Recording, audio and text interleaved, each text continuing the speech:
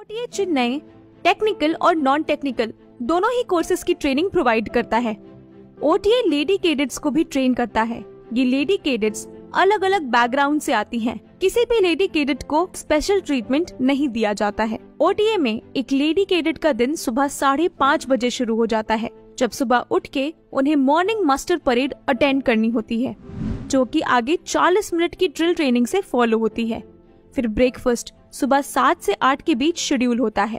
उसके बाद कैडेट्स को सुबह 8 से दोपहर 1 तक रेगुलर अफेयर्स जैसे कि ट्रेनिंग, एकेडमिक्स और स्विमिंग में इन्वॉल्व रहना होता है।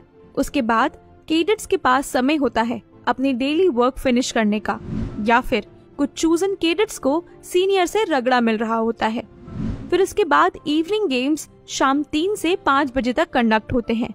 शाम 5 से 7:30 तक लेडी कैडेट्स सीनियर के डिस्पोजल पे होती हैं। फिर रात 7:30 से 9:30 के बीच डिनर सर्व किया जाता है, जहां सारे कैडेट साथ में खाना खाते हैं। फिर रात में 9:30 से 11 बजे का टाइम सीनियर्स द्वारा अनऑफिशियल रगड़ा या फिर डेली एनालिसिस के लिए रखा जाता है। और फिर 11 बजे रात में लाइट्स ऑफ हो जाती हैं, ताकि कैडेट्स एक अच्छी नींद ले सकें। Throughout the training lady cadets का शेड्यूल लगभग यही रहता है, और ग्रेजुअली सारे कैडेट्स इस शेड्यूल को लाइफ का इनसेपरेबल पार्ट बना लेते हैं। This is how lady cadets are trained in officers training academy Chennai. ओटीएच्या या सगळ्या लेडी कैडेट्ससाठी आपण जोरदार टाळ्या देऊया। सो आपल्याकडे आलेले आहेत मेजर मैत्रेयी दांडेकर। आपलं 4थी पर्यंतचं शिक्षण दापोली येथे झालं आणि 5वी पासून आपण राणी लक्ष्मीबाई सैनिक शाळेतून शिक्षण घेतलं। नंतर आपण फर्ग्युसन कॉलेजमधून झुऑलॉजी या विषयात पदवी घेतली। बायोडायव्हर्सिटी या विषयात पदव्युत्तर शिक्षण घेत असताना सैन्यात जायची आपली पॅशन आपल्याला स्वस्थ बसू देत नव्हती। दरम्यान ऑफिसर्स ट्रेनिंग अकॅडमी चेन्नईमध्ये आपलं सिलेक्शन झालं आणि आपण तोच पर्याय निवडून तिथे प्रशिक्षण पूर्ण केलं। लेफ्टनंट म्हणून आपण इंडियन आर्मीच्या सर्व्हिस कोअरमध्ये रुजू झालात आणि पॅशन टू ऍक्शन हा प्रवास सुरू झाला। आसाम, अरुणाचल प्रदेश, उत्तराखंड, राजस्थान, जम्मू अशा विविध ठिकाणी आपल्या कर्तृत्वाचा ठसा आपण उमटवलात। आपल्या दैदिप्यमान कारकिर्दीस आमचा मानाचा मुजरा टाळ्यांनी मुजरा देऊ।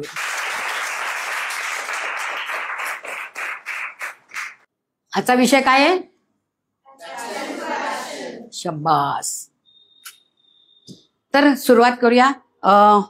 हे दापोली आहे आणि इथे दिसते कोणी काय?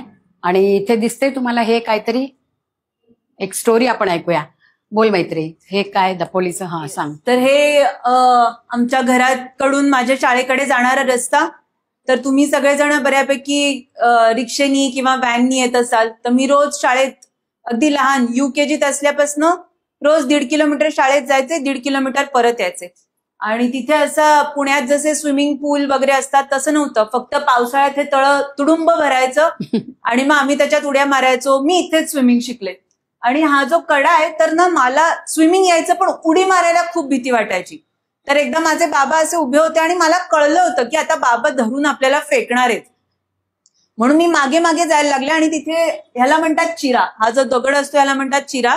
तर याचा खड्डा होता, मी मागे मागे जाता जाता एकदम पाय त्या चांगला खड्ड्यात गेला आणि चांगला चिरा घास पडला पायाला। पूर्ण पायाची सालं निघाली, आतलं सगळं भळाभळा रक्त।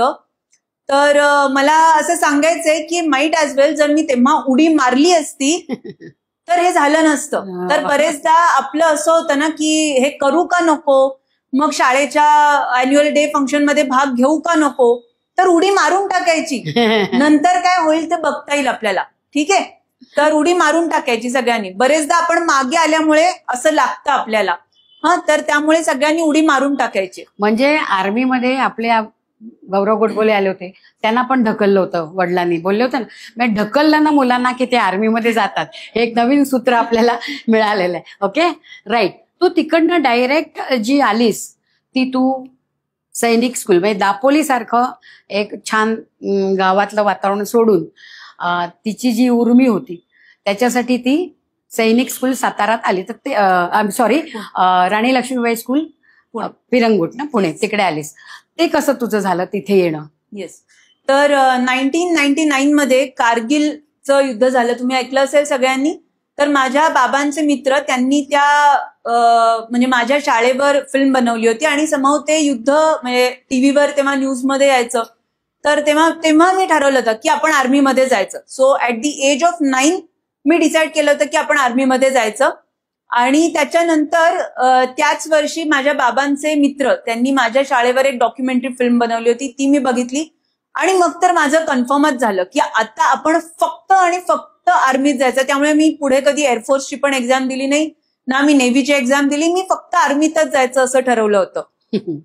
आणि मग तू इथे 5वी पासून एकटी आलेली, म्हणजे 10व्या वर्षी. येस, 10व्या, म्हणजे अगदी 11 जून 2000 माझा बर्थडे म्हणजे होता. तर मला 10 वर्ष पूर्ण झाली आणि 12 जूनला जॉईनिंग होतं. सो एक्झॅक्ट 10 वर्ष पूर्ण होऊन 11व्या वर्षातलं माझं पदार्पण, म्हणजे 11वं वर्ष माझं हॉस्टेलमध्ये सुरू झालं. इथली गंमत सांग, ते शिस्त काय होतं? आमच्या शाळेत दर सोमवारी सकाळी पोहे, मंगळवारी उपमा, हे एक रुटीन ठरलेलं होतं. आणि तेच अन्न आम्ही रिपीट मोडवर खायचो. किंवा एक टाइम मॅनेजमेंट आपण म्हणतो. बरेचदा आपण बाथरूम मध्ये अभ्यंग स्नान करत असतो, तर तसं आमच्या शाळेत नसायचं. आमच्या शाळेत काय होतं, बाथरूम्सना वरनं म्हणजे एवढ्याच उंचीची बाथरूमची दारं होती आणि वरनं ओपन असायचं. आणि एक्झॅक्टली 5 मिनिटं लावून सगळ्यांनी आंघोळ करायची. म्हणजे बाथरूमचं दार उघडून आत जाणे, तिथे टायमिंग तुमचं स्टार्ट होतं. अगदी स्टॉपवॉच घेऊन बाहेर लोक उभी असायची. म्हणजे तुमच्या नंतर ज्यांचा आंघोळीचा नंबर आहे ते उभे असणार, लगेच टाइम स्टार्ट करणार. तर आंघोळ करून कपडे धुवून कपडे घालून बाहेर यायला 5 मिनिटं. आणि जर त्या 5व्या मिनिटाच्या पुढे वेळ गेला तर बाहेर एक पाण्याची बादली तयार असायची. ती पाण्याची बादली घेऊन परत आपली दुसरी आंघोळ तयार. आणि कसं असतं की शाळेमध्ये 2च युनिफॉर्म्स असतात. सो जर तुमचा तो युनिफॉर्म भिजला तर ते काय करायचं, ते आता ते इट इज युअर, म्हणजे तर तो तुमचा बंदोबस्त आहे. बरोबर, ठीक आहे. म्हणजे इथे तू फिजिकल ट्रेनिंग केलंस. येस. शाळेमध्ये तुला मेंटली प्रिपेअर झालेली होती. टाइम मॅनेजमेंट आणि स्टडी पिरियड. तर आम्हाला रोज संध्याकाळी फक्त 1 तास अभ्यासाला मिळायचा. आणि एक इफेक्टिव्ह स्टडी टेक्निक कसं असतं ते आम्ही शाळेत शिकलो. म्हणजे अगदी 10वीत असताना सुद्धा जानेवारी 12 पर्यंत आमच्या रोज ground activity, sports activity, drill, parade, PT सगळं चालू असायचं.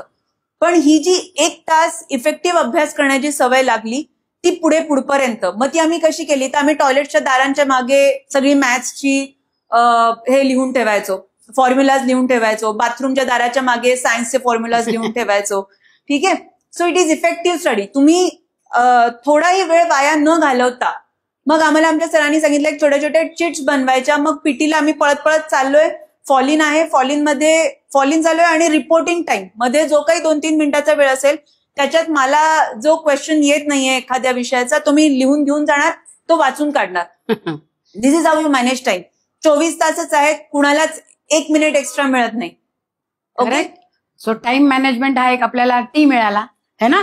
आपले सीईडी काय काय वेगवेगळे येत आहेत ना आपल्याकडे अजून.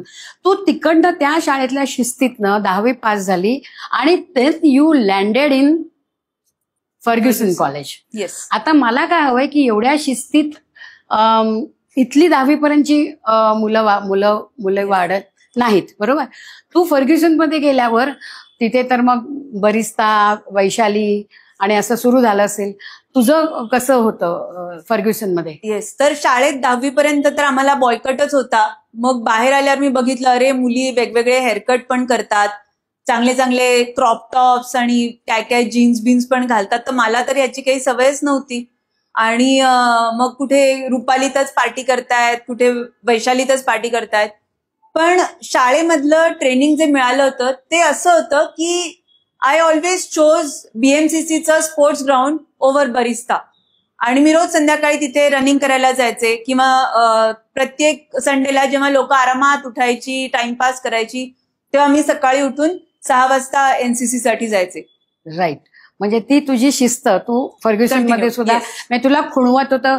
वैशालीपेक्षा तिला BMCCचं ग्राउंड खुणवत होतं.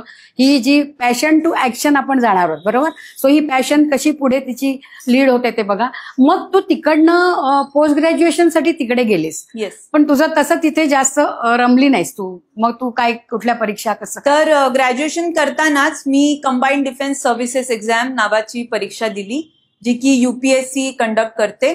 मग ती एक्झाम मी क्लिअर झाले आणि मध्ये जो वेळ होता तर म्हणलं आपण टाइमपास करण्यापेक्षा चांगलं काहीतरी शिकूयात, म्हणून मग मी बायोडायव्हर्सिटीला ऍडमिशन घेतली गरवारे कॉलेजमध्ये. आणि ते पण एक खूप छान अनुभव होता. आम्ही ताडोबा नॅशनल पार्कला गेलो, कारण मला प्राण्यांमध्ये पण खूप इंटरेस्ट होता, म्हणून मी झुऑलॉजी घेतलं होतं.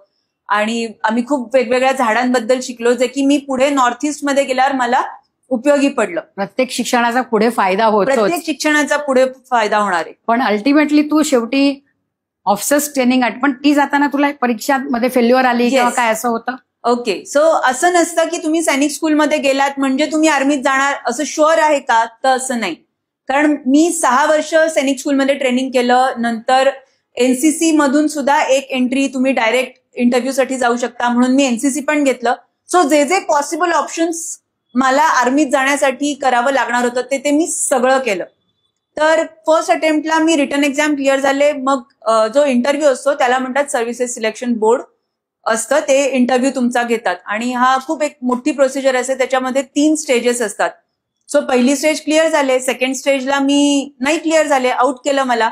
आणि तिथे आपण म्हणतो ना ह्युमिलिएशन काय असतं ते तुम्हाला खूप प्रेमाने दाखवून देतात. म्हणजे तुम्ही तो रिझल्ट जेव्हा डिक्लेअर करतात तेव्हा तुम्ही जिथे राहत असतात ती जागा ते लॉक करतात आणि सगळ्यांनी कॉरिडॉरमध्येच बॅग ठेवायच्या. रिझल्ट अनाऊन्स झाल्या जर जे लोक फेल होतात त्यांनी लगेच बॅग उचलायची, समोर बस लागलेलीच असते, लगेच बसमध्ये बसायचं आणि घरी जायचं, चालू पडायचं. येस. तर तू OTA मध्ये मग अल्टिमेटली किती साली? सेकंड अटेम्प्ट मध्ये मी ही सगळी प्रोसिजर क्लिअर केली, पण वॅकेन्सीज 30च होत्या आणि सिलेक्ट झालेल्या मुली 70 ते 80 होत्या आणि I was 39th in the merit. आणि मी बघितलं तर 35th मुलगी जी होती तिला पण जॉईनिंग लेटर इश्यू झालं होतं. सो तो आपण म्हणतो ना तोंडाशी आलेला घास पडतो, ते तसं झालं. मग मी परत थर्ड अटेम्प्ट रिटर्न एक्झाम दिली. थर्ड अटेम्प्ट मध्ये सुद्धा मी मेरिटमध्ये 33rd होते आणि वेकन्सी 30च होत्या. पण म्हणतात ना लक फेवर्स ब्रेव्ह, तर ते तसं झालं. माझ्या आधीची जी एक मुलगी जी 31 नंबरची मुलगी होती ती दुसऱ्या एका एंट्री मधून तिने जॉईन केलं आणि जी 32 नंबरची मुलगी होती तिचा हात फ्रॅक्चर झाला. मी आपल्या सहज तिला तेव्हा फेसबुक होतं तर मी विचारलं की तू हीच आहेस का, तुला जॉईनिंग लेटर मिळालं का? तर ती म्हणली की माझा हात तुटलाय, मी जॉईन होत नाहीये, तुला आर्मी हेडक्वार्टर मधनं फोन येईल. आणि मला फोन आला 16 एप्रिल 2013ला मला आर्मी हेडक्वार्टर मधनं फोन आला, जस्ट अ वीक. आणि 25 एप्रिल 2013ला मी या गेटवर उभी होते. अरे वा, क्या बात आहे. म्हणजे आपण गेल्या वेळेला म्हटलं होतं ना, कोशिश करने वालों की कभी हार नहीं होती. तो इन्होंने कोशिश करते रहे आणि अल्टिमेटली त्यांना ती तिकडे पोचल्या. बरं, तू OTA मध्ये गेल्यानंतर तुमचं स्वागत, लेडी कॅन्डिडेट म्हणजे लय भारी स्वागत झालं असेल ना? हे जे गेट दिसतंय ना तुम्हाला, हे मेन गेट आहे ऑफिसर्स ट्रेनिंग अकॅडमी चेन्नईचं. आणि या गेट पासून जस्ट एक 100 मीटर बार्बर शॉप आहे जिथे तुमचे केस कापतात. तो आमचं स्वागत आमच्या बार्बरनी केलं. ज्या लोकांचे लांब, सगळ्यांना हेअरकट कंपल्सरी आहे. प्रोबॅबली तुझ्यापेक्षा लहानच केस होते आमचे, आता तुम्ही बघालच फोटो. आमचं स्वागत बार्बरनी केलं. ज्यांच्या अशा मोठ्या वेण्या होत्या त्यांचे इथून वेणी कापली आणि मग पालीची शेपटी कशी पडते खाली, त्याच्या लोकांच्या शेपट्या खाली पडल्या. मला फक्त एवढंच हवंय की हे करताना किती प्रचंड दुःख झालं असेल ना, मुली रडल्या असतील ना, कारण हे बऱ्याच मुली रडल्या. जिथून ती आली तिथून ह्या अशा पद्धतीने बाहेर येणं, मुळात आपलं केसांवर केवढं आपण प्रेम करत असतो ना, ते पहिलंच तुमचं ते प्रेम. म्हणजे अशा गोष्टींमध्ये प्रेम करायचं नाही, पुढे कशावर प्रेम करायचं ते सांगेलच आपल्याला. पण अशा रीतीने तुझा हा OTAचा हे झाला. पण तुझ्या बरोबरच्या मुली रडल्या होत्या. आम्ही वी वर 63 ऑफ अस, म्हणजे मुली, आणि पैकी मी एकटीच सैनिक स्कूल मधली होते, त्यामुळे मला सवय होती की लहान केस असण्याची. पण बाकी अशाही मुली आल्या होत्या की ज्या मिस इंडिया कॉन्टेस्टसाठी ज्यांनी पार्टिसिपेट केलं होतं, तर ज्या फॅशन इंडस्ट्रीमध्ये होत्या अशाही मुली आल्या होत्या. All right. तर असं काही नसतं की तुम्ही कराटे शिकलात किंवा असं झालं, म्हणजे तुम्ही स्विमिंग शिकलात किंवा हे जे वॉरियर कॉम्बॅट गेम्स आहेत ते तुम्ही शिकलात म्हणजेच तुम्ही आर्मीत जाल का, तर नाही. It is all your mental fitness. म्हणजे मला तुझं तेच हवंय की ओटीए मध्ये तुम्हाला एक, आपण ती मगाशी क्लिप बघितली बरोबर, 3:30ला सुरू, आणि त्यात एक रगडा शब्द ऐकला. आपण रगड्यावर चटणी बनवतो, म्हणजे आपल्या घरी नाहीयेत सध्या, पण हॉटेल्समध्ये रगड्यावर चटणी बनवतात आणि ती देतात आपल्याला. आपल्याला हाच रगडा माहिती आहे. हे इथे तुम्हाला रगडा म्हणजे काय, रगड्यावर चटणी बिटणी काय काय रगडा ते पुढच्या ह्याच्यात दिसेलच आपल्याला. हा, पण ते काय असतं रगडा म्हणजे? हा, आला बघा रगडा. तोपर्यंत तो विषय घ्यायचाच आहे. ही मी राणी लक्ष्मीबाई गर्ल्स सैनिक स्कूल, जे मी तुम्हाला सांगितलं की 10वीत असे, हा 12 जानेवारी 2006चा फोटो आहे आणि एक्झाम कधी असते, फर्स्ट वीक ऑफ मार्च मध्ये. ठीक आहे. तर हा इव्हेंट होता युवा दिन, म्हणजे 12 जानेवारीला स्वामी विवेकानंदांची जयंती आपण साजरी करतो. तर हा त्याचा फोटो आहे आणि तेव्हा गरवारे कॉलेजच्या ग्राउंडवर vice admiral doctor Punita Arora, Param Vishisht Seva medal, त्या आल्या होत्या. आणि she is the first woman officer to reach lieutenant general rank. तर त्यांना गार्ड ऑफ ऑनर ची परेड असते, ती मी कमांड केली होती. तो हा फोटो आहे सैनिक स्कूल मधला. तिथून म्हणजे हे अकॅडमी, हे तिथून म्हणजे हे तिथून अकॅडमीतून हे जे तू लीड केलं अकॅडमीमध्ये पासिंग आउट परेड सुद्धा आम्ही त्याला कंपनी म्हणतो. म्हणजे जसं तुमचं 8वी ABC असे 3 वर्ग मिळून 8वी ही 8th class is a company. तर त्या पूर्ण कंपनी आय लेट दॅट कंटिंजंट. बरोबर. आता हा तुमचा सगळा काय, हे काय, याला काय म्हणतात? येस, त्याला आम्ही म्हणतो महाराजा. ठीक आहे. तर डोक्यावर असं थांबायचं आणि हात मागे घ्यायचे, याला आम्ही म्हणतो चला गेट इन टू महाराजा. याला आम्ही म्हणतो कॅमल कॅरी. हे आमचे पेरेंट्स आले होते पासिंग आउटला, सो हे अनऑफिशियल गोष्टींचे ऑफिशियल फोटोग्राफ्स आहेत. ठीक आहे. आणि it is just a trailer, म्हणजे बाकी पिक्चर खूप मोठा असतो तिथे. म्हणजे ते तुम्ही ऐकलत ना मूवीमध्ये की एका लेडी कॅडेटचा दिवस सकाळी 5:30ला सुरू होतो, पण तिथे दिवस रात्र अशी काही कॉन्सेप्ट नसते. म्हणजे दिवसाची, रात्रीचा दिवस असतोच तिथे, आम्ही रात्रभर जागेच असतो आणि दिवसा आम्ही झोपू शकतो आणि म्हणजे त्यात आम्ही एक्सेल करतो. म्हणजे असं उभं राहून असं होतं ना, तर आमचं तसं होत नाही. आम्ही मान सरळ ठेवून पण झोपू शकतो, आम्ही खुर्ची डोक्यावर घेऊन पण झोपू शकतो, आम्ही या पोझिशन मध्ये पण झोपू शकतो. ठीक आहे. सो म्हणजे झोप कशी काढायची, म्हणजे हे घोडे आहेत सगळे. घोडा कधी बसून झोपत नाही. घोडा असा उभ्या जागी एका पायावर रेस्ट करतो. तसं ते यांना ट्रेनिंग आहे. आपण किती झोपायची नाटकं करतो की नाही, बघा कशी गंमत आहे. त्यांना दिवस रात्र नाही, ते उगाच म्हटलंय 5:30 ते 11. वो कभी भी 11 बजे सोए नहीं ना, की उनको रात और दिन में फरक था. काम करायचं, शिकायचं, पुढे जायचं, बस. That is the only aim. Drill करता करता लोक सावधान मध्ये उभे असतात, अशी धाड अशी खाली पडतात. मग लोकांचं नाक फुटतं, दातातनं रक्त येतं वगैरे. पण प्लस पेनल्टी मिळत असेल पडले. Yes yes, absolutely. हे काय भाई, हे रिव्हर्स क्रंचेस, पाय डोकं ठेवून आता डोकं वर लावणार आम्ही. हे साधे. अच्छा, म्हणजे इथून हे डोकं असं तुझं वर जावायचं पायाच्या आधारात. Okay okay. हे साधे इन्क्लाइन क्रंचेस, हे ट्रायसेप साठी, आणि हे सगळं मी आत्ताही करू शकते. ठीक आहे. येस. आणि हे दिस इज दी फौजी वे ऑफ सेलिब्रेशन. म्हणजे तुम्ही एक्झाम मध्ये चांगले मार्क मिळवा, तुम्ही एक्झाम मध्ये फेल व्हा, तुम्ही जिंका, तुम्ही हारा, काही झालं तरी this is the way of celebration. This is how we celebrate. म्हणजे कुणाचा बर्थडे असेल तर सगळे त्या मुलीचं नाव, म्हणजे माझा बर्थडे असेल तर सगळे आम्ही पुशअप मारणार, हॅपी बर्थडे मैत्री असं म्हणून सगळे पुशअप मारणार, हॅपी बर्थडे मैत्री सगळे पुशअप मारणार. पीओपी नंतर पण तुम्ही हा ओटीए ते मगाशी बघितलं ना, त्याच्यात नाही, ते मी पुढे दाखवते. ते मगाच्या याच्यात नसेल. पासिंग आउट परेडला ते काय करतात ते पण आपल्याला बघायचं आहे. आपण आता सध्या पुढे जाऊया. ओके. अच्छा, याच्यात मुलं मुली सगळे आहेत, but you cannot really distinguish.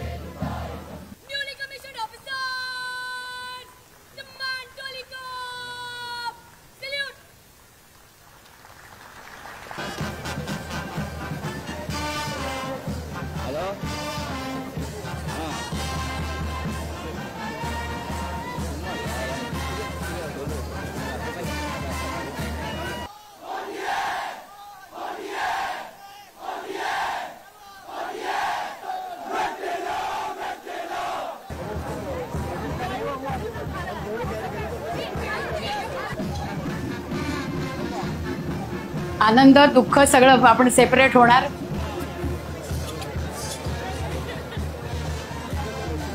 Proud parents of the girl. So एकदा ह्या OTA केलेल्या मुलींसाठी पण आपण जोरदार टाळ्या देऊया. आता हे जे तुम्ही पुशअप्स बघितले राईट, हा त्यांचा वे ऑफ सेलिब्रेशन राईट, हे नितीने सांगितलं. नंतर आपल्याला आत्ता सुद्धा ती ते पुशअप्स करून दाखवणार आहे. आणि ते सगळे तुम्ही मुलं बघणार आहात. सो आणि मग नंतर तुम्ही तुमच्या पद्धतीने ते पुशअप्स तुमच्या शाळेत SPM करत नंतर करणार आहात. सगळे रेडी? आपण सगळ्यांनी सेलिब्रेट करायचं. काय म्हणायचं? SPM. काय म्हणायचं? आणि ते एक कंपनीतली मुलं काय म्हणत होती? मॅक्टिला. तिथे नाव आहे मॅक्टिला नावाची एक कंपनी आहे. तिथे म्हणजे जसं तुमच्या वर्गाचं नाव होमी बाबा आहे तसं तिथे वेगवेगळ्या जागा भारतातल्या जिथे युद्ध झाली तिथल्या जागांची नावं दिलेत. जसं मी फिलोरा कंपनीत होते. फिलोरामध्ये एक मोठं टँक वॉर रणगाड्यांचं युद्ध झालं होतं म्हणून माझ्या कंपनीचं नाव होतं फिलोरा. ठीक आहे. जसं तुमचं होमी बाबा आहे तर तुम्ही असंही म्हणू शकता होमी बाबा. सगळ्यांनी पुशअप मारायचे. रेडी?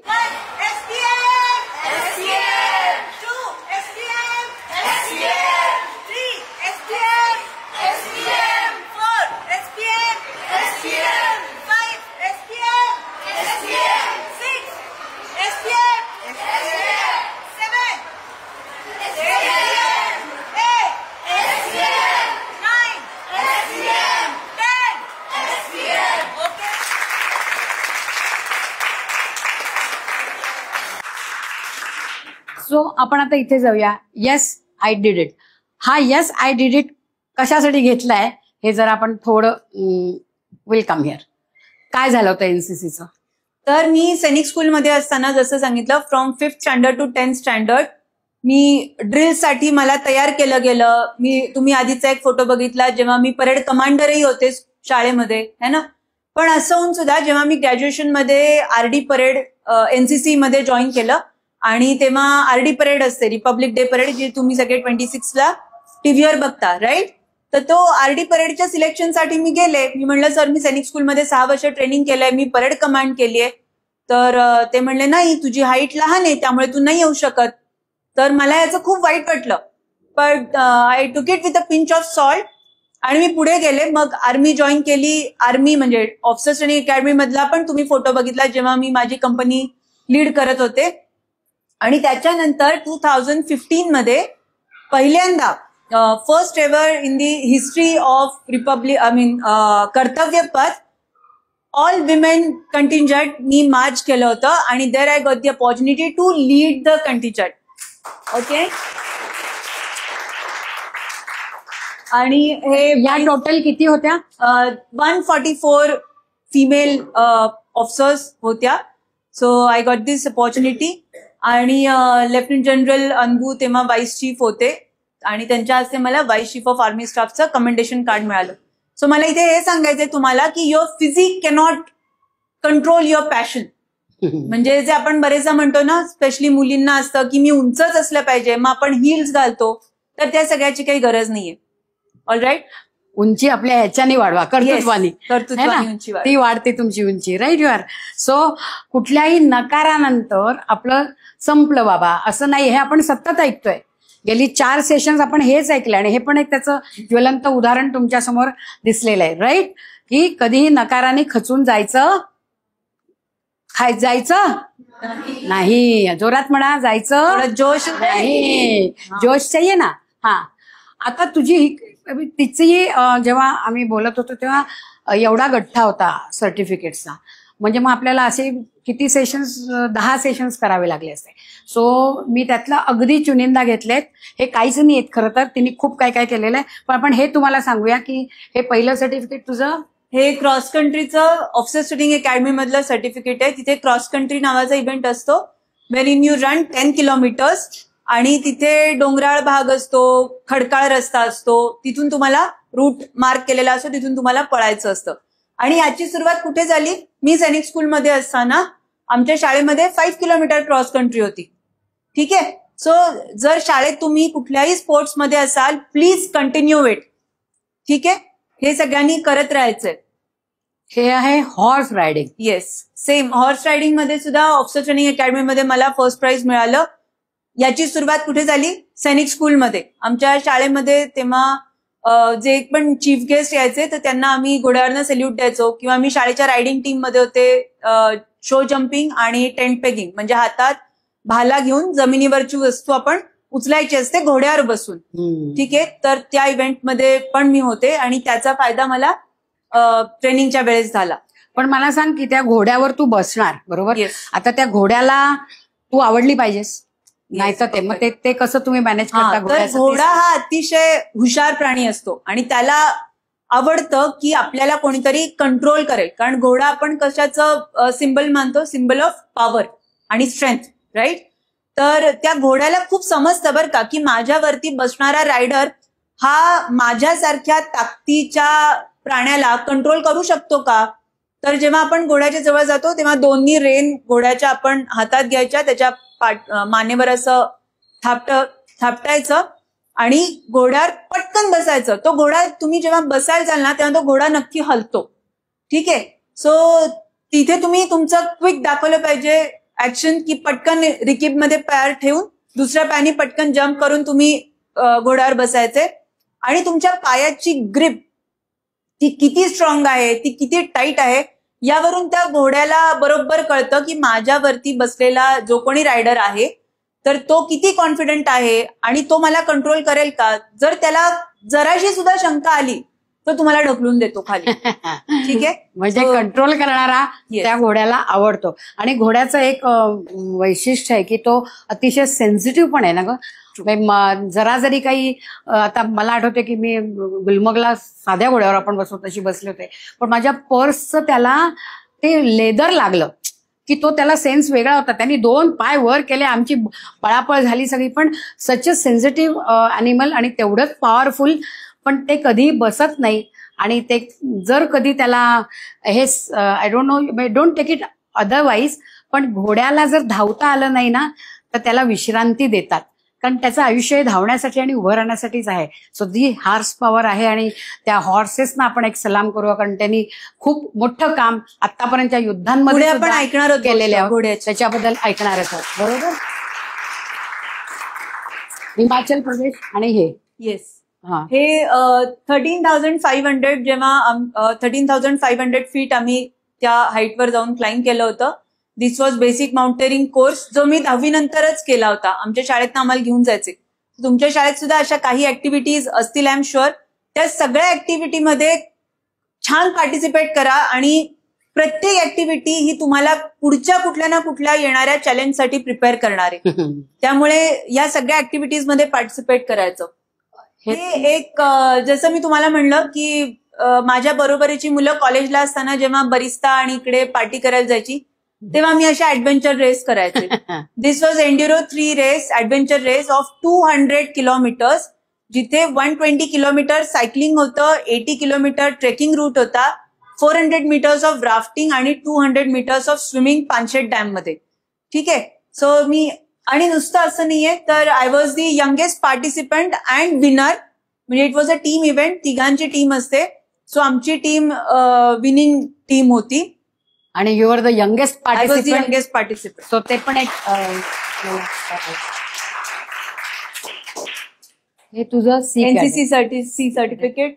हा माझा SSB इथे आहे, चेस्ट नंबर 21. तर हा SSBचा फोटो असतो. जेव्हा तुम्ही ज्या पहिल्या 3 स्टेजेस असतात SSBच्या, त्या क्लिअर झाल्यावर जेव्हा तुम्ही मेडिकलसाठी रेकमेंड होता तेव्हा तुम्हाला ही प्लस साईन मिळते. याच्या आधी जेव्हा तुम्ही हे चेस्ट नंबर्स घालता, नंबर लिहिलेले ते घालता, त्याला तेव्हा तिथपर्यंत ठीक असतं. पण जेव्हा तुम्ही ही प्लस साईन येते ना, तो आनंद एक वेगळाच आनंद असतो. बरोबर. आणि हे पण पुढे काय, हा माझं परत शाळेमध्ये असताना आम्हाला कराटे कंपल्सरी होते आणि सो 10वीत असतानाच मला ब्लॅक बेल्ट म्हणजे एक्झाम दिली होती आणि ब्लॅक बेल्ट मिळालं. राईट. आता आपण तुझ्या कमिशनवरून तू बाहेर पडलीस as a lieutenant, right? So आपण आता जरा त्याच्यावर जाऊया. तुझं पहिलं पोस्टिंग कुठे झालं? Will come here after. Yes. माझं पहिलं पोस्टिंग आसाममध्ये झालं, जिथे लिकाबाली नावाचं एक छोटंसं गाव आहे आसाममध्ये, तिथे झालं. आणि आमचं बटालियन हेडक्वार्टर आसाममध्ये होतं, पण माझं जे काम होतं तर ते अरुणाचल प्रदेशमध्ये होतं. तर मी आर्मी सर्व्हिस कोर मध्ये होते, ज्याचं म्हणजे तुम्ही असं म्हणू शकता की जर इंडियन आर्मी सकाळी उठत असेल तर ती आमच्यामुळे उठते. कारण की सगळं राशन, गॅस, फ्युएल, हेलिकॉप्टर सुद्धा येतं. तुम्ही बघत असाल हेलिकॉप्टरच्या ज्या सॉर्टीज होतात, तर हेलिकॉप्टरमध्ये जे फ्युएल देतात ते पण आम्हीच देतो. त्याचा क्वालिटी अश्युरन्स, कारण हेलिकॉप्टरमध्ये जाणारं जे फ्युएल आहे त्यात एवढा एक थेंब सुद्धा पाण्याचा असून चालत नाही. तर समजा सकाळी 6 वाजता हेलिकॉप्टर येणार असेल तर मला सकाळी 5 वाजता हेलिपॅडवर जायला लागतं. हेलिकॉप्टर येण्याची जागा, हेलिकॉप्टर टेक ऑफ होऊन जाण्याची जागा, तिथे कुठली झाडं नाहीयेत ना हे बघायला लागतं. तो रस्ता त्याचा क्लिअर आहे ना, किंवा हे जे मी तुम्हाला फ्युएलचं सांगितलं की त्याच्यामध्ये पाणी असून चालत नाही, तर या सगळ्या टेस्ट सकाळी जाऊन करायचे असतात. तर हे सगळं काम आर्मी सर्व्हिस कोरचं असतं. तर हे काम माझं म्हणजे आमचं अरुणाचल प्रदेशमध्ये होतं. आणि तिथे एक ब्रिगेड होती आणि I was the only female in 3000 main. तर मुलींनी was a leader of 3000 main. Leader in the sense की आम्हाला अन्नदाता म्हणतात, कारण की त्यांचं राशन फौज पेट पे चलती है, राईट. पैरोफेनी पेट पे चलती है. जर पोटात अन्न असेल तरच ते लढू शकणार आहेत, राईट. आणि हे त्यांचं पोट भरायचं काम हे आम्ही करतो आर्मी सर्व्हिस कोरमध्ये.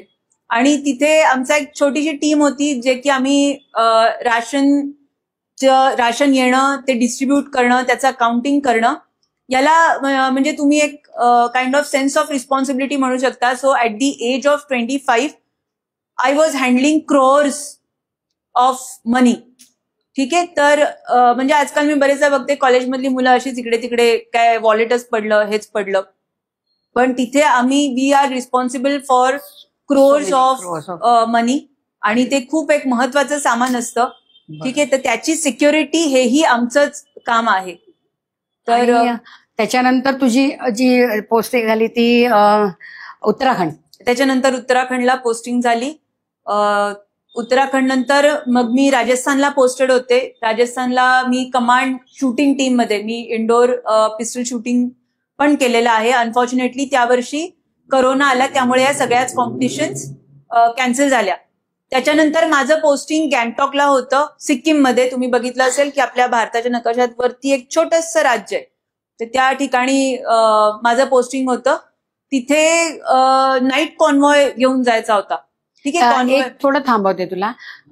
इन बिटवीन तुम्ही प्रेमात पडून लग्न केलं मॅडम. हा, ते कुठल्या पोस्टवर असताना ते लिकाबाली न निघता लग्न केलं. आणि लग्नाला ही बहू म्हणजे हिला ऍक्सेप्ट कोणी केलं तर सर्वनाल, कर्नल सर्वनाल, त्यांचे जे कमांडिंग ऑफिसर होते ते मला वाटतं तुला बघायला आले. आणि त्यांनी अप्रूव्ह केलं, ये मेरे बंदे के लिए परफेक्ट वाईफ आहे. गंमत बघा कसं कुटुंब आहे. एक कमांडिंग ऑफिसर हा फादर लाईक फिगर असते. आणि त्यांनी जेव्हा सर्वनांना ते ओळखत होते, तिच्या मिस्टरांचं नाव आहे कर्नल सर्वनाल, तर त्यांना ते ओळखत होते. आणि मग त्यांनी सांगितलं ये तुम्हारी मॅच आहे. पण तेव्हा ते कॅप्टन आणि ही लेफ्टनंट होती. तेव्हा जेव्हा ते भेटले ते, आणि यू गॉट मॅरिड कॅप्टन असताना तू लग्न केलं. आताचा पुढचा जो जर्नी होता तिचा, तो सगळं लग्न केल्यानंतरचा, त्याच्यानंतरचं आलेलं मातृत्व आणि त्याच्यानंतर मुलाला वाढवत केलेल्या गोष्टी, ज्या तू आता सांगशील. गँगटॉकला तू काय केलंस? येस. सो गँगटॉकला नाईट कॉन्व्हॉय घेऊन जायचा होता. एक एक्सरसाइज म्हणजे युद्धाची प्रॅक्टिस ज्याला म्हणतो तसं चालू होतं. आणि नाईट कॉन्व्हॉय म्हणजे ग्रुप ऑफ व्हेकल्स घेऊन तुम्ही जायचं असं. समजा लढाई लागली तर आपण काही दिवसा ढवळ्या जाणार नाही ना गाड्या घेऊन. Will become a easy target, हो ना.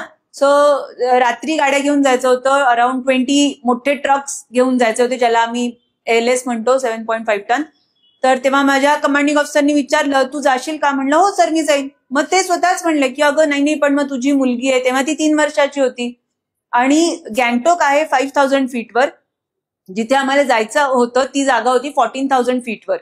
ठीक आहे. तर अशा जेव्हा ठिकाणी तुम्ही जाता तेव्हा तिथे श्वासाचे प्रॉब्लेम्स होतात, कारण ऑक्सिजनची कमी असते. ठीक आहे. सो ते म्हणले की पण तुझी मुलगी आहे, मग तू कशी जाशील? मी म्हणलं सर तिथे पण तर मुलं जन्माला येतातच, तिथे छोटी छोटी गावं आहेत, तिथे पण तर मुलं जन्माला येतात, राईट. मी म्हणलं मी जाईन, फक्त तुम्ही मला एवढं अलाव करा की मला माझ्या मुलीला सोबत घेऊन जाऊ देत. ते म्हणले ओके डन. मग मी तिला पण ट्रकमध्ये ठेवलं, मी पण ट्रकमध्ये बसले आणि आम्ही 3 वेळा नाईट कॉन्वॉयची प्रॅक्टिस केली. म्हणजे काहीही आयुष्यात अशक्य नाही.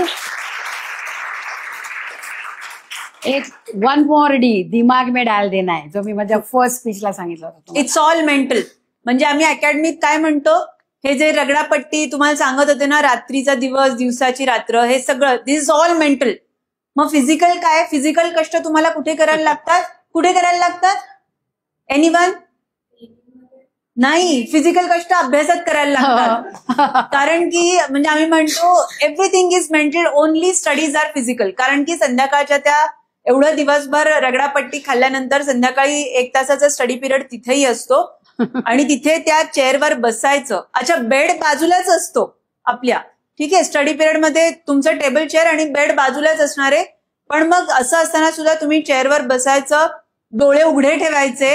हा, तर it's a task. You really have to struggle डोळे उघडे ठेवण्यासाठी. म्हणून आम्ही अकॅडमीमध्ये म्हणतो everything is mental, only studies are physical. Right. ते तुम्हाला बसून ते करायला लागतं. आणि एकच पटकन जाऊया वेळेच्या अचानक की मुलांना या तुम्हाला मेंटल टॉर्चरची सवयच नाही, म्हणजे ओरडणं माहिती नाही, किंवा आपल्याला आपण जरा कुरवाळतो ना मुलांना, असं नको त्रास होईल असं नाही.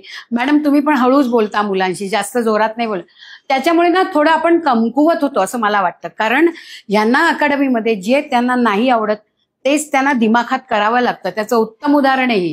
सांग काय करायला लागतं. म्हणजे मी फिजिकली फिट होतेच अकॅडमीमध्ये, ह्या सगळ्या आधीचा प्रवास तुम्हाला सांगितलाय. तर मग माझ्या इन्स्ट्रक्टर्सना माहिती होतं की ही फिजिकली फिट आहे, हिला काय तुम्ही 10 किलोमीटर रूट मार्च द्या, नाही तर आम्ही त्याला बजरी पॅक म्हणतो. म्हणजे असं एक मोठी सॅक असते, त्याच्यात दगड विटा सगळं भरतात आणि ते लावून पाठीला. आणि जर तुमच्या इन्स्ट्रक्टरना वाटलं की एकानी समाधान नाहीये तर दोन्हीकडे लावायचं. So okay, so almost 40 kg घेऊन तुम्ही उभं असता तिथे. सो अशा पनिशमेंट हिला देऊन काही उपयोग नाही. मग त्यांनी काय केलं की म्हणजे पासिंग आउटच्या आधी OTA बॉल असतो, म्हणजे काइंड ऑफ पार्टी असते, तर त्याच्यात हिला रॅम्प वॉक करवायचं. सो मी आयुष्यातला पहिला रॅम्प वॉक पण तिथे केलं आणि म्हणजे मी अगदी फक्त त्यांच्या पाया पडायची बाकी होती की मॅम तुम्ही मला रूट मार्च द्या, मी रोज रूट मार्च करेन, पण हे नका करायला देऊ. पण ते करायला लागलं. कानात लांब असं घालून मेकअप करून फर्स्ट टाइम मॅडमनी तो पण केला. हा तिला किती मेंटल टॉर्चर झाला होता, पण तो तिने दिमाखात केला. आणि there also she proved best. आहे ते ऍक्सेप्ट करत पुढे जायचं. थोडीशी दिमाग में डाल दो की आपल्या मनाविरुद्ध असेल ते सुद्धा कसं चॅलेंज स्वीकारायचं, हे इथून आपण शिकतोय. चॅलेंज आला, बरोबर, लक्षात ठेवा, तुम्ही लिहित जाय सगळ्या गोष्टी पुढे. अच्छा, ये बोलो. गँगटॉक नंतरचं माझं पोस्टिंग जम्मूला होतं. जम्मू तुम्ही ऐकलं असेल, सगळ्यांनी न्यूजमध्ये असतं, राईट. सो हे जे सगळं मेंटल टॉर्चर किंवा जे मी आतापर्यंत सांगितलं तुम्हाला, everything is mental, only studies are physical, तर त्यातला मेंटल पार्ट कुठे येतो, तर जेव्हा काही स्पेशल ऑकेजन्स असतात, 31 जानेवारी झालं, 15 ऑगस्ट झालं, 26 जानेवारी, तर अशा वेळी आमचे रात्रीचे ऑफिसर्स, म्हणजे आमचे ऑफिसर्स असायचे रात्री 12 ते सकाळी 9, असं आमचं ऑफिस असायचं उलटं. रात्री आम्ही 11:15 ऑफिसला पोहोचायचो, मग 11:15 ते सकाळी 9 पर्यंत ऑफिसमध्ये बसायचो, मग परत दिवसाचं रुटीन सुरू करायचो. सो ज्याला आपण अहोरात्र काम म्हणतो तसं चालू असायचं. फौजी अहोरात्र काम करतात म्हणून आपण रात्री शांत झोपतो. एकदा आपल्या सगळ्या इंडियन आर्मीसाठी आणि ही तू आणि एवढं किलोमीटर केलं. हे आम्ही एक एक्सपिडिशन, सायकलिंग एक्सपिडिशन केलं होतं. ही माझी मुलगी इथे, ठीक आहे. सो आम्ही अटल टनेल मनाली मध्ये आहे, तिथून आम्ही वॉर मेमोरियल दिल्ली असं 1023 किलोमीटर्स अंतर हे आम्ही सायकलवर आलो. 10 दिवसात कम्प्लीट केलं होतं, वेरिन आम्ही रोज अराउंड 100 किलोमीटर सायकलिंग करायचो. आणि इथे पण तू एकटीच दिसते अगेन, या सगळ्यांमध्ये मी एकटी मुलगी होते. झाशीची राणी आहे नाही, जोरदार टाळ्या देऊया तिला. आपल्याला अजून एका आपल्या आर्मी ऑफिसरला टाळ्या द्यायच्यात. कोण आहेत बरं ते? कोण असतील? अंदाजे हे कोण असतील हे दाखवते मी. सांगा मॅडम यांचं नाव. हे आहेत लेफ्टनंट कर्नल सर्वनन, माझा नवरा. आणि हे जे मॅम तुम्हाला सांगत होत्या RD परेडचा फोटो, तेव्हा ते दिल्लीत पोस्टेड होते, सो आम्ही भेटू शकायचो. आणि हे जे RD परेडचं म्हणजे सेरेमनी होती तेव्हा त्यांचे कमांडिंग ऑफिसर स्पेशली सोबत आले होते चहा पोह्याचा कार्यक्रम करायला. तर त्यांनी अप्रूव्ह झालेलं झालेलं फाईन. आणि सर्वनाम इथे हे आता हे त्यांनी एक स्पेशल कोर्स केला होता, इन्सर्जन्सी कोर्स होता तो. तर त्याच्यामध्ये बघा बेअर हँड कोंबडीला मारायचं आणि बेअर हँड सोलायचं. ठीक आहे. सो हातात काही नाही घेऊन जायचं, माणसाने नुसतं जायचं सर्व्हायव्हल. आपण त्या दिवशी त्यांनी स्नेक संपले सांगितलं होतं की नाही गौरवनी, सर्व्हायव्हलसाठी काय करायला लागतं. तर तुमच्याजवळ काहीच नाही, वेपन नसेल तर तुम्ही बोटांचं वेपन करून कसं करू शकता. बरोबर, तिकडे हे करत होते. आणि हे त्यांचे सियाचीनला पोस्टेड होते. हे त्यांचं रूम, सियाचीनचं घर त्यांचं. आणि Siachen is the highest battlefield in the world. जगात अनेक थंड जागा आहेत, पण एवढ्या उंचीवर असणारं बॅटलफील्ड हे फक्त आणि फक्त भारतातच आहे. आणि आपण ते बघितलेलं होतं, सियाचीन ग्लेशियर्स सगळं तुम्हाला दाखवलं होतं. तिथे जनरली 3 महिने वगैरे लोक टेन्युअर घेतात, मॅक्स 6. पण यांना 1 वर्ष ते तिथे होते. त्यामुळे त्याच्यासाठी आपण कर्नल साहेबांना टाळ्या दिल्या. आणि त्या तू कर्नल साहेबांपर्यंत पोहोचव, आमच्या मुलांनी दिलेल्या टाळ्या. हे जरा मी एक गंमत का घेतलेली आहे लक्षात ठेवा, की आर्मीमध्ये मी जसं की कारगिलमध्ये बटालिक सेक्टरमध्ये वगैरे ना म्यूलनी खूप काम केलंय. सामान्य हे जे यांचं जे सामान असतं ते यांच्या पाठीवर नेऊन बटालिकमध्ये अक्षरशः वरपर्यंत 17,000 फुटावरती हे म्यूल्स म्हणतात यांना तू खायला घालायचीस. म्हणजे त्यांचं आम्ही बघितलंय नुब्रा व्हॅलीमध्ये AT-MT होतं. तर त्या एका घोड्याला उपाशी ठेवलेलं, तो काहीतरी जास्त खात होता. म्हणजे गंमत आली की त्या म्यूलला उपाशी का ठेवलं, तर यांनी सांगितलं होतं त्याला सप्लाय करायला आज फक्त काय मला वाटतं पाणी द्या, मिठाचं पाणी द्या, काय मिठाचं गुळ घालून पाणी द्या. आणि मग नंतर म्हणजे हे जेवण पण ते लोक सर्व्हिस कोरवाले त्यांचं ऍडजस्ट करतात. तर ह्या म्यूलची एक गंमत जरा ह्यांची सांगते. तर हे जे म्यूल्स आहेत, म्हणजे मला काय आपण जनरली गाढव म्हणू शकतो, पण ही गाढव नाही, दीज आर ब्रेव्ह अॅनिमल्स, ज्यांनी म्हणजे जसं तुम्ही ऐकलं असेल न्यूजमध्ये वगैरे ऑफिसर्सना किंवा माणसांना वेगवेगळे मेडल्स देऊन डेकोरेट करण्यात येतं. तसं आमच्या आर्मी सर्व्हिस कोरमध्ये एक पेडोंगी नावाचं म्यूल होतं, त्याला सेना मेडल मिळाले, जो की एक गॅलंट्री अवॉर्ड आहे. तर असं त्या पेडोंगीला का मिळालं, तर बाय द वे ही सगळी म्यूल्स पण दे आर बॅटल इनॉक्युलेटेड. म्हणजे यांचं सुद्धा आमच्यासारखंच बेसिक ट्रेनिंग होतं. त्यांच्या एंड ऑफ ट्रेनिंगमध्ये एक युद्धासारखी परिस्थिती तयार केली जाते, जिथे फायरिंगचा आवाज येत असतो, धूर असतो, मोठा म्हणजे बॉम्बस्फोट सारखा आवाज येत असतो, आणि त्याच्यामधून या म्यूल्सना चालायचं असतं. So they are trained animals, आणि त्यांना सांभाळायचं कामही आर्मी सर्व्हिस कोरकडे आहे.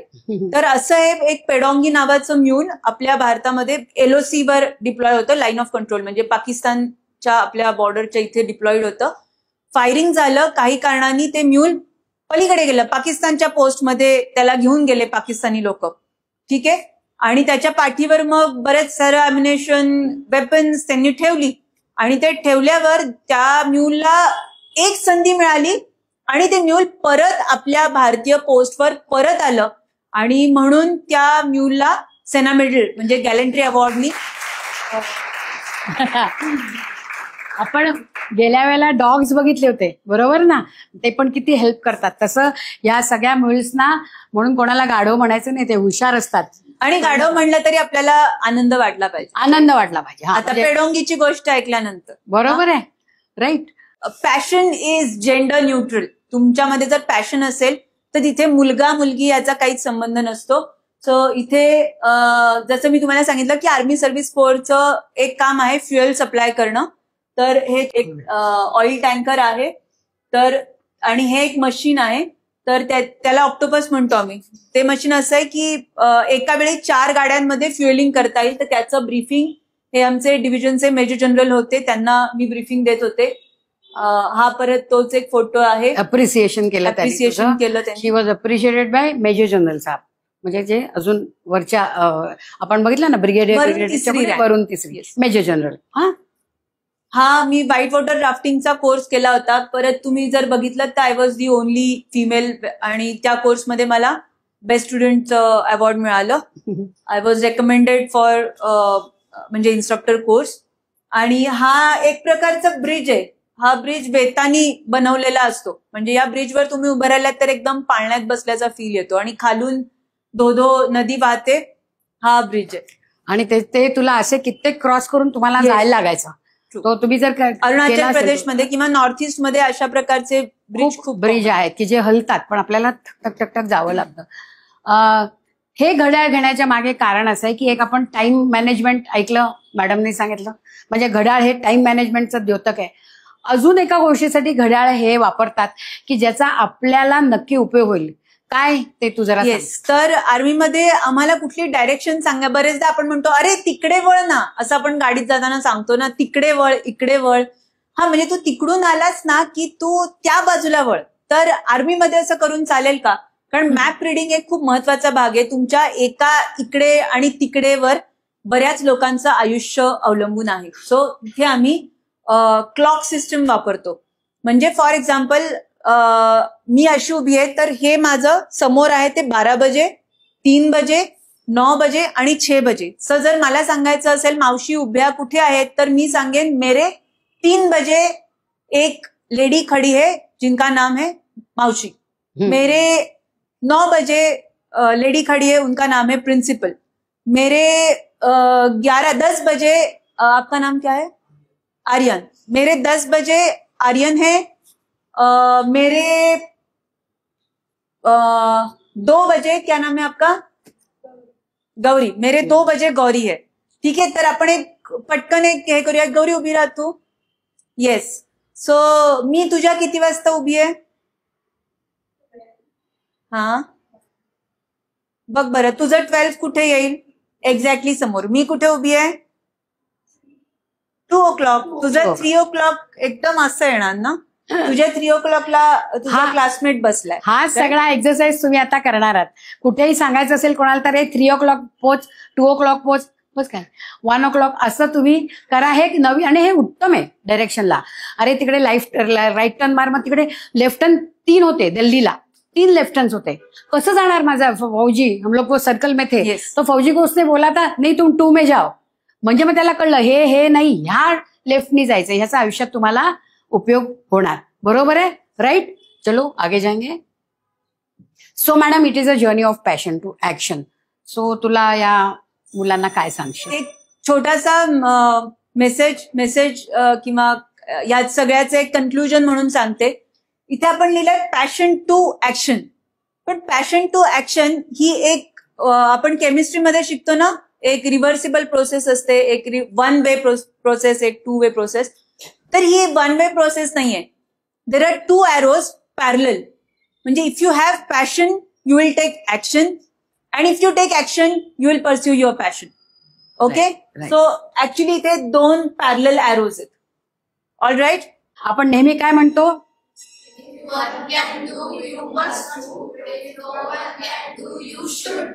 हा पॅशन टू ऍक्शनचाच प्रकार झाला ना ग. इन शॉर्ट हे आले, हे मुलं रोज म्हणतात आमची.